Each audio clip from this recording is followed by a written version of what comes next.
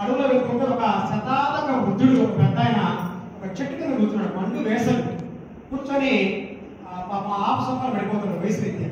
నేను వెళ్తుంటే ఏ విధంగా మనడా అన్నాడు. తాత ఏంటి వర్షం ఎప్పుడు పడుతుంది తాత అంటే, పెద్దలు తెలుసు వర్షం ఎప్పుడు పడుతుంది. దగ్గరలో మోదుగు చెట్టు ఉందా అన్నాడు. ఉంది తాత, ఒక 100 మీటర్ల దూరంలో మోదుగు చెట్టు ఉందంటే ఆయన ఏమన్నాడంటే వెళ్ళి ఒక కాయ తీసుకురా అన్నాడు. నేను ఒక 100 మీటర్ల దూరంలో ఉండి వెళ్ళి ఒక కాయని తీసుకొచ్చాను. మీరు బాగా గమనించండి, మోదుగు చెట్టు కాయ అనేది జామ ఉంటుంది, అంటే జామ పొడవు ఉంటుంది. దీంట్లో ఒకే ఒక విత్తనం ఉంటుంది, జామలో కూడా ఒకే ఒక విత్తనం ఉంటుంది. ఆయన ఆ కాయని తీసుకురాగానే ఆయన చీల్చి ఆ కాయని చూసి మనగా ఖచ్చితంగా 15 రోజుల్లో వర్షం పడుతుంది అన్నాడు.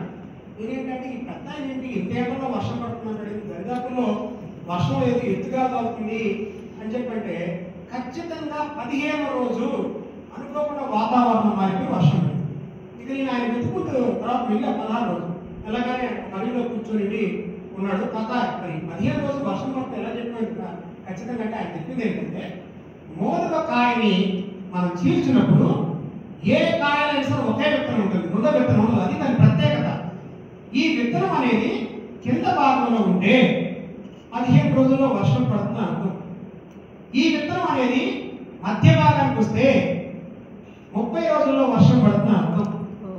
ఈ విత్తనం అనేది పై భాగానికి వచ్చిందంటే 45 రోజుల్లో వర్షం పడుతుంది అర్థం అని చెప్పాడు. నాకు చాలా ఆశ్చర్యం వేసింది. ఏంటి తాత ఇది నిజమే అంటే చెప్పింది నిజమే. ఖచ్చితంగా నేను ఎన్నో కాయలు చూశాను. చూస్తే ఆయన చెప్పినట్టుగానే చెప్పిన టైంకి అది శాస్త్రం బాగా పనిచేసింది. ఆయన ఒకటే మాట అన్నారు, పూర్వకాలంలో రైతులు పత్తి విత్తనాలు తెచ్చుకోవాలి తొలకరి జల్లు సమయంలో అంటే ఈ కాయలు చీల్చే పత్తి విత్తనాలు తెచ్చుకునే వాళ్ళు. అంటే పెద్దలు ఆ రోజుల్లో ప్రకృతి దగ్గరైపోయే వాళ్ళంట, ప్రకృతిని అంత బాగా ప్రేమించే వాళ్ళు. తర్వాత మరొక విషయం ఏంటంటే ప్రకృతికి వాళ్ళు దగ్గరయ్యేవాళ్ళు పెద్దలు. మీకు చెకోరి పక్షి అని ఒక ఐడియా ఉందా? చెకోరి పక్షి పేరు ఇదే ఉంటారు కదా. మరి ఈ చెకోరి పక్షి కేవలం వర్షాలు ఎప్పుడైతే వస్తాయో అప్పుడే కనిపిస్తుంది. రైతు పొలం పట్టుకొని కూర్చొని ఈ పత్తి విత్తనాలు తెచ్చుకోవాలంటే ఏం చేసేవాడంటే చెకోరి పక్షి కనబడుతుందని చూసేవాడు. చెకోరి పక్షి వానకోకిలు కూడా ఎక్కువ చెకోరి పక్షిని గమనించేవాడు. మరి గమనించినప్పుడు ఎక్కడ కూడా అది లేనప్పుడు ఈయన బాధపడేవాడు, అది కనిపించిందంటే ఆనందపడేవాడు. తర్వాత ఆ చెకోరి పక్షి కనిపించడంతో పాటుగా కనిపించడం మొదటి ఎత్తు, అది ఎగిరి కనిపించడం రెండో ఎత్తు. అంటే కారణం ఏంటి? వర్షం కోసం అది బయటకు రావడం ఒక ఎత్తు, వర్షం రాబోతుంటే ఆనందపడటం ఒక ఎత్తు. అంటే ఎందువల్ల అంటే ఇది ఎప్పుడైతే వర్షం పడుతుందో ఆ వర్షం నీళ్లు మాత్రమే తాగుతుంది, కింద పడే నీళ్లు తాగు. మనం మినరల్ వాటర్ కట్టండి తాగం. కొంతల్లో చెరువుల్లో కాలువల్లో మనం ఏ నీరు పెట్టినా కూడా తాగం, ఆర్వో వాటర్ పెట్టినా కూడా తాగం. అది వర్షం పడుతున్నప్పుడు మాత్రమే ఆ కొత్త ఫ్రెష్ వాటర్ని నోరు తెచ్చి తాగి ఆనందపడి గొంతులేస్తుంది. అందుకే నిరీక్షణకి ఎదురు చూపుకి బ్రాండ్ అంబాసిడర్ చెకోరి పక్షి. మన పెద్దలు అంటుకుంటారు, ఎవరు ఎదురు చూస్తూ ఉంటే ఏంటో చెకోరి పక్షిలో ఎదురు చూస్తున్నాం అంటారు. సినిమా వాళ్ళు పాట కూడా రాశారు. పెళ్లి సంబంధం సినిమాలో రాఘవేంద్ర డైరెక్షన్ హీరో. అచ్చి బుచ్చి ఆటలకు రావేదచ్చి చెకోరి పక్షి ఎందుకే నాపై పిచ్చి అంటే ఎదురు చూపు, నా కోసం ఎదురు వస్తున్నావు కదా నువ్వు అంటే పాటలో రాశారు. కాబట్టి మనం కొన్ని సామెతలు, కొన్ని నామని, కొన్ని విషయాల్ని మనం గమనించుకోవాలి. అయితే సేమ్ వానకోకలు కూడా అంతే. వానకోకలు మీరు సంవత్సరం మొత్తం ఎక్కడికి కనపడదు, కేవలం వర్షం వచ్చే వారం ముందు ప్రత్యక్షం అవుతుంది. ఈ 4 మాసాలు జూన్, జూలై, ఆగస్టు, సెప్టెంబర్ ఈ 4 మాసాల్లో ఉంటుంది, తర్వాత వెళ్తుంది. కాబట్టి ఈ వానకోకిలని, చెకోరి పక్షిని, తూనీకలని, తొండలని, ప్రతి ఒక్క పక్షిని, వన్యప్రాణిని మనం గమనించాలి. గమనిస్తామని కొన్ని కొత్త విషయాలు తెలుస్తాయి.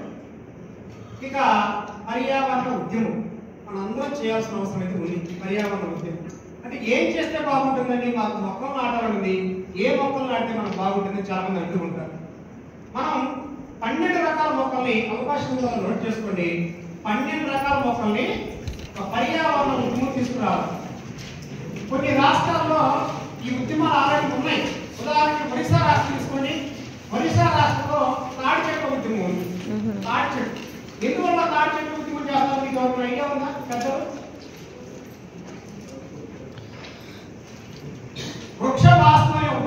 మీకు ఏమైనా ఐడియా ఉందా?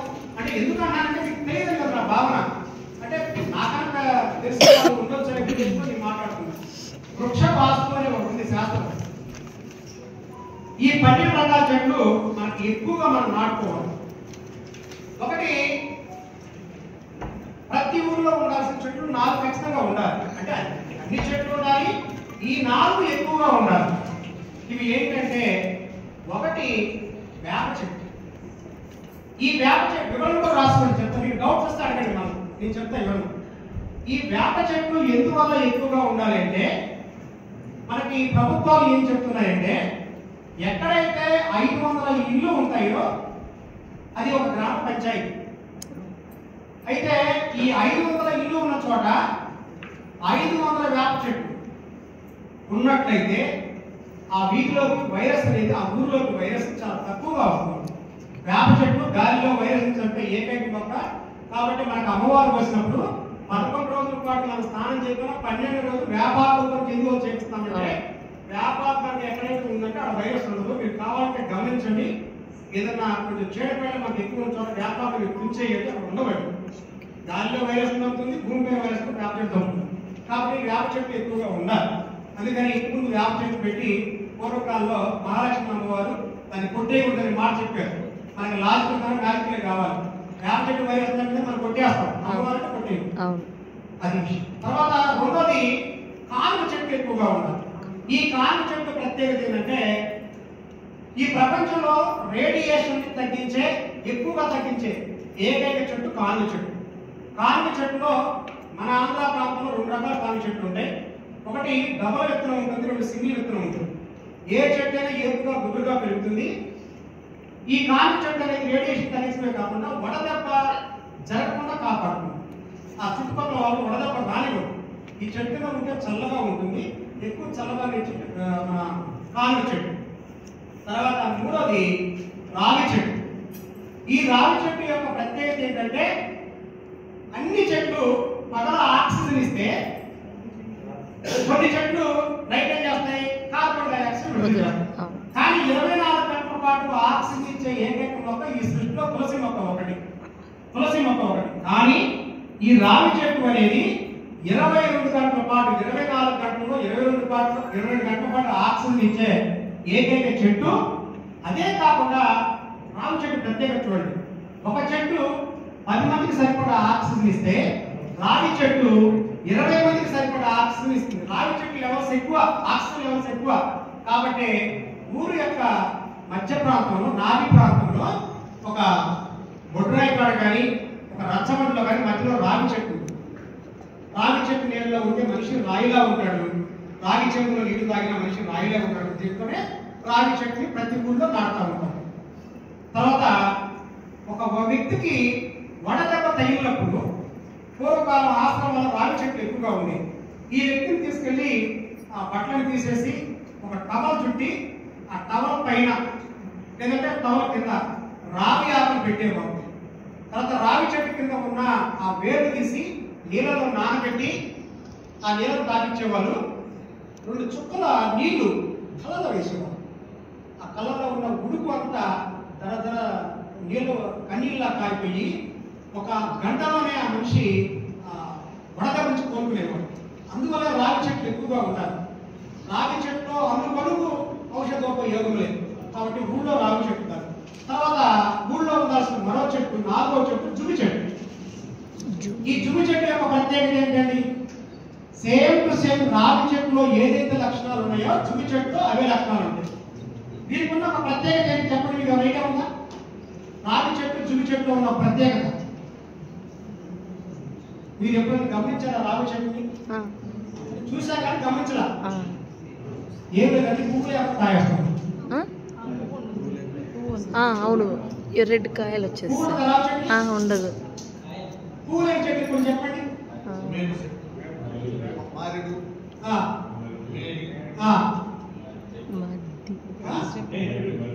మర్రి, రావి, జువ్వి, ఇంకో చెట్టు ఉంది ఎలక్కాయ. అది ఓకే. ఇంకోటి ఉంది తాడి చెట్టు. తాడి చెట్టు కొన్ని వందల చెట్లు ఉండాలి. మన వాళ్ళు ఏంటంటే సార్ మేము మా ఊరిని బాగు చేసుకోవాలి, ఏ చెట్లు వేయాలంటారు. అన్ని చెట్లు వేసుకోండి, కానీ ఇవి ఎక్కువ వేయండి. చాలా తక్కువ సమయంలోనే మన ఊళ్ళో వాతావరణం మారిపోతుంది. ఇక ఊరు చివర ఉండాల్సిన చెట్లు ఒకటి మర్రి చెట్టు. ఈ మర్రి చెట్టు సంస్కృతంలో వట వృక్షం అంటారు. ఇది మన జాతీయ వృక్షం. జాతీయ వృక్షం ఎందువల్ల అయింది అంటే మర్రి చెట్టుకి మరణం లేదు, వేగంగా పెరిగే చెట్టు, వేగంగా విస్తరించే చెట్టు. ఈ చెట్టు ఎంతగా విస్తరిస్తుందంటే గిన్నీస్ వరల్డ్ రికార్డ్ చెట్టు ఎక్కడ ఉంది మీకు ఐడియా ఉందా? ఎక్కడది? ఇప్పుడు సత్యసాయి జిల్లా. ఇది సత్యసాయి జిల్లా ఉమ్మడి అనంతపురం జిల్లా కదిరి పట్టణానికి 30 కిలోమీటర్ల దూరంలో ఎన్పి కుంట అనే ఒక మండలంలో తిమ్మమాన అనే గ్రామంలో ఈ చెట్టు ఉంది. దాని దగ్గర 7 కిలోమీటర్ల సమాధి కూడా ఉంటుంది, 10 కిలోమీటర్లు. ఆ చెట్టు అందరూ నాకు చెప్పినప్పుడు చెట్ల పైన మమకారంతో నేను వెళ్తే ఆ చెట్టు ఎందులో ఏమైనా ఐడియా ఉందా? ఎంత చెప్పండి, మనంతా మిత్రులమే. 100 ఎకరాలు కాదు, 7 ఎకరాలు. 7 ఎకరాల్లో ప్రపంచ రికార్డు చెట్టు మన ఆంధ్రాలో ఉంది. తర్వాత చూస్తే కొన్ని వందల వృక్షాలు ఆ చెట్టు పైన. ఆ చెట్టుకు మొదలెక్కడ అర్థం కాదు. చాలా మంది సార్ మొదలెక్కడ ఈ చెట్టుకు అర్థం కాదండి, మనం ప్రయత్నిద్దామని చెప్తే 2 గంటలు తిన్నప్పుడు మాకు మొదలు కనపడదు. అన్ని మొదలన్నీ ఉన్నాయి. తర్వాత రెండో చెట్టు ఎక్కడ ప్రపంచ రికార్డు చెట్టు మన తెలుగు రాష్ట్రంలో తెలుగులో మరి సెకండ్ ప్లేస్ అలంపూర్ దగ్గర, అలంపూర్ మహబూబాబాద్ జిల్లా ఉమ్మడి అలంపూర్ దగ్గర ఈ చెట్టు 4 ఎకరాలు ఉంది. 4 ఎకరాలు. 2 మన అదృష్టం ఏంటంటే 2 ప్రపంచ రికార్డు చెట్లు మన తెలుగులోనే ఉన్నాయి. ఈ చెట్లను చూడాలని చెప్పి ఎక్కడెక్కడో చైనా నుంచి, బర్మా నుంచి, లండన్ నుంచి ఒక్కసారి భారత్ నుంచి తీసుకోండి ఇంకా తెలుగు రాష్ట్రాలు అంటూ ఉంటారు వృక్ష ప్రేమికులు. అంత ప్రత్యేకత మనకుంది. కాబట్టి ఇది జాతీయ వృక్షమైంది. ఇంకో కారణం కూడా వేగంగా పెరిగే చెట్టు, వేగంగా విస్తరించే చెట్టే కాకుండా మర్రి చెట్టుకు ఉన్న ఇంకో ప్రత్యేకత ఏంటంటే ప్రపంచంలో ఉన్న అన్ని రకాల పక్షులు ధైర్యంగా వాడగలిగే చెట్టు, ఇష్టంగా తినగలిగే పండు. అంటే మీకు ఆలోచన రావచ్చు, అదేంటంటే అన్ని పక్షులు అన్ని చెట్టు తినడం మనుషుల్లో కొంతమంది పప్పు, కొంతమంది సాంబారు, కొంతమందికి ఏది ఇష్టంగా ఉంటాయో పక్షుల్లో కూడా కొన్ని. ఇప్పుడు అమెరికా పక్షి ఉంది, లండన్ పక్షి ఉంది, అన్ని చెట్ల మీద వాడవు. కానీ మీరు ఏ పక్షినైనా సరే, ఆఫ్రికా పక్షినైనా సరే మీరు తీసుకొచ్చేసి మర్రి చెట్టు చూపించండి, మర్రి చెట్లు వదలవు, అక్కడే ఉంటాయి, ఆ పండుని ఇష్టంగా తింటాయి. ప్రపంచంలో అన్ని రకాల పక్షులు తినగలిగే చెట్టు కాబట్టి మర్రి చెట్టు జాతీయ వృక్షం. ఓకేనా? తర్వాత ఊరి చివర ఉండాల్సిన చెట్టు రెండో చెట్టు మేడి చెట్టు. దీని ప్రత్యేకత ఏంటంటే ఎక్కడైతే మేడి చెట్లు ఉంటాయో అక్కడ నీళ్లు ఉంటాయి. కొండ ప్రాంతంలో అయినా సరే మేడి చెట్టు నీళ్లు ఉంటాయి. చూడండి, చెమ్మని ఉంటుంది. పూర్వకాలంలో ఎవరైనా పొలంలో బోర్ పాయింట్ వేయాలంటే కొబ్బరికాయలు తీసేవాళ్ళు. కొబ్బరికాయ కన్నా ముందు అక్కడ ఎంటర్ కాగానే మేడి చెట్టు దగ్గరలో ఉందా అని అడిగేవాళ్ళు. ముందుసారి మేడి చెట్టు అంటే ఆ మేడి చెట్టుకి కరెక్ట్గా సుఖా చేసుకుని చూసి కొన్ని అడుగులు ఆయన అనుభవాన్ని బట్టి వేసి ఇక్కడ వేయిందంటే ఖచ్చితంగా బోర్ పాయింట్ పడేది. మేడి చెట్టును చూసి నీళ్ళు వేస్తే బోర్లు పడిన చరిత్ర ప్రధానం లేదు. ఇది చరక సంహిత అన్ని గ్రంథాల్లో రాయబడి ఉంది. అలాగే ఇందాక మీరు చెప్పిన బీజం అనుకున్నట్టుగా పువ్వు లేకుండా కాయ చెట్టు సంవత్సరం అంతా కూడా దాదాపుగా ఒక 3 పంటలకు 3 విధాలు 3 రకాలుగా కాయలు వస్తూ ఉంటాయి. అన్ని రకాల పక్షులు ఇష్టంగా తిరిగే చెట్టులో మరొక చెట్టు వేడి చెట్టు. ఇక మూడవది నల్లతుమ్మ చెట్టు. నల్లతుమ్మ చెట్టు ఐడియా ఉందా? పెద్ద పెద్ద ముళ్ళు ఉంటాయి. ఈ చెట్టు ప్రత్యేకత ఏంటంటే దాదాపుగా ప్రతి పొలంలో కూడా ఈ చెట్టు మొలుస్తుంది. ఎవరు నాటాల్సిన అవసరం లేదు. ఎందువల్ల ఈ చెట్టు మొలుస్తుందంటే పాప ఈ చెట్టుకి జాలి ఎక్కువ. రైతులు చాలా ఇబ్బంది పడుతున్నారు, మందులు కొట్టలేక చీడపీడలు ఎక్కువైపోయినాయి. కాబట్టి నేనుంటే బాగుంటుంది అని చెప్పి ఆ చెట్టు మొలుస్తుంటే మనం పీకేస్తున్నాం. ఆ చెట్టు మనం పేరు మాకండి, నేను మీకోసమే మొలుస్తున్నా అంటే మనం అర్థం చేసుకోండి. అంటే కారణం ఏంటి? ఈ ప్రపంచంలో పురుగుల్ని, చీడపీడలను ఎక్కువగా తినగలిగే పక్షుల్లో మొదటి పక్షి గిచ్చిగాడు పక్షి. గిచ్చిగాడు పక్షి కదా. పురుగులు ప్రపంచంలో బాగా తింటుంది, చీడపీడలు బాగా నిర్మించే పక్షి అది. ఆ పక్షి ఎక్కువగా ఇష్టంగా ఆవాసంగా గూళ్ళు ఏర్పాటు చేసుకునే ఏకైక చెట్టు నల్లతుమ్మ చెట్టు. నల్లతుమ్మ చెట్టు మీ పొలంలో ఉంటే పక్షి గూళ్ళన్నీ ఆడే ఉంటాయి, పక్షులని నీ కోణంలో ఉంటాయి, పురుగుల మొక్క కొంత మీకు మేలు చేస్తాయి, మనకు మేలు చేస్తాయి, మనం తెలుసుకో పీకేస్తూ ఉంటాం. మీరు గమనించారా, నల్లతమ్మ చెట్లు ఎక్కువ ఉంటాయి, ఇది దీని యొక్క ప్రత్యేకత. కాబట్టి ఊరు చివర ప్రాంతాల్లో నల్లతమ్మ చెట్లు ఎక్కువగా ఉండాలి. ఇంకా తెలంగాణ ప్రాంతం వెళ్తే నల్లతమ్మ చెట్టు మనం పీకేస్తున్నామని చెప్పి మన పెద్దలు ఏం చేశారంటే నల్లతమ్మ చెట్టే నల్లపోచమ్మ అని చెప్పారు. కాబట్టి వాళ్ళు పూజిస్తున్నారు అక్కడ. దీనికి బంక వస్తుంది, పుస్తకాలకు అంటించుకునేవాళ్ళం, బంక దేనికి ఉపయోగిస్తారు?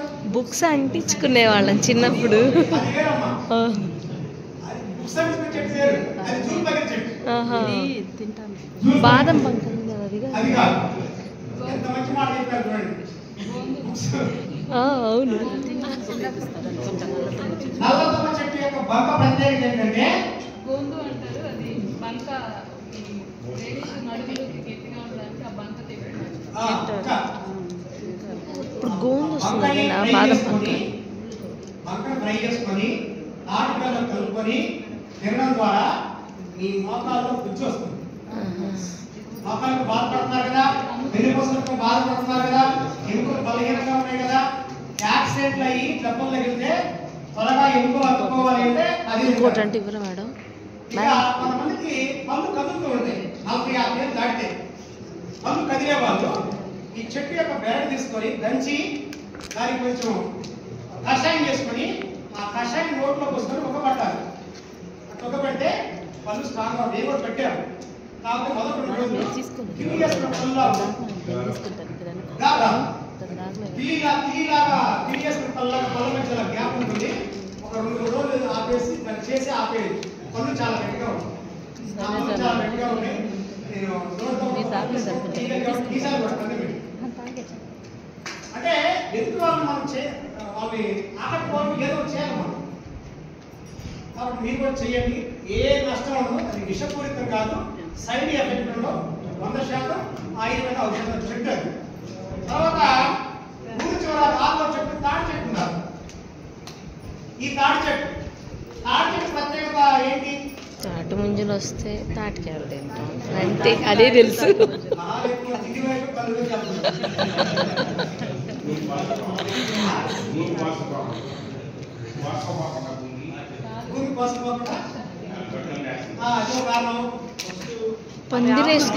పందిరి వేసుకుంటారు, చల్లగా ఉంటుంది.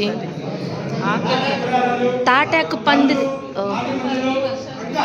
తాటి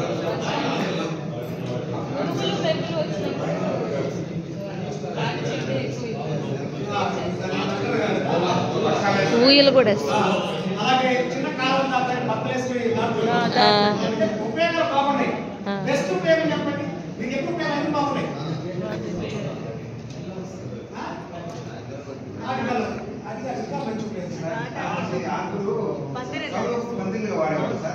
తాటి మాను ఇంటికి